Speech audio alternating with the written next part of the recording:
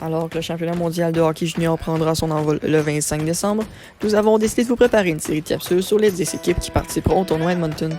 Nous terminons donc notre tour d'horizon avec les 4 dernières formations, soit l'Autriche, l'Allemagne, la Suisse et la Slovaquie. Débutons donc avec les Autrichiens. Menés par nul autre que Marco Rossi, les Autrichiens se battront sans aucun doute pour ne pas être relégués cette année. Ayant pris la place de l'Ukraine, l'Autriche aura la lourde tâche de se sortir du groupe B, comprenant la Russie, les États-Unis, la Suède ainsi que la République tchèque.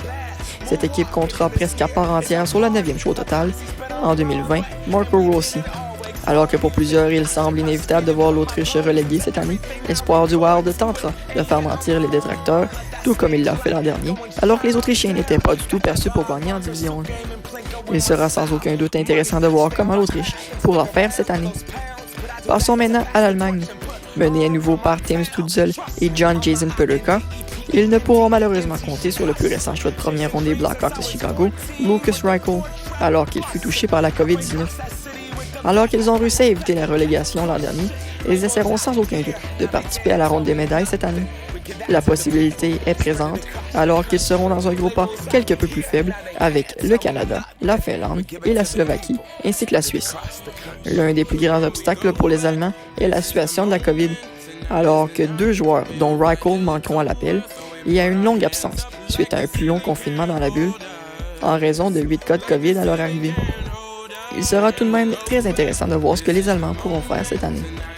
Tournons-nous maintenant à la Slovaquie. Les Slovaques compteront sur l'attaquant Martin Chromiak, le défenseur Samuel Miazko, ainsi que le gardien de but Samuel Lavage.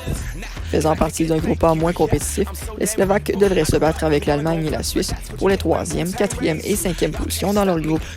Il sera intéressant de voir où se positionneront les Slovaques cette année. Terminons ce tour d'horizon complet avec la Suisse.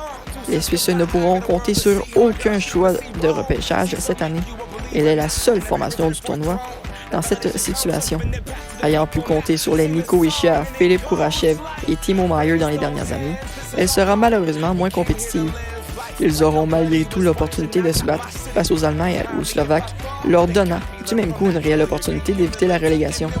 La Suisse pourra du même coup compter sur 2 des meilleurs espoirs au prochain repêchage de la LNH, participant au tournoi, en Lorenzo Canonica et Noah Meier.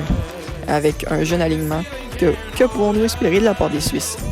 Bref, il sera fort intéressant de voir laquelle de ces équipes se battront afin d'éviter la relégation.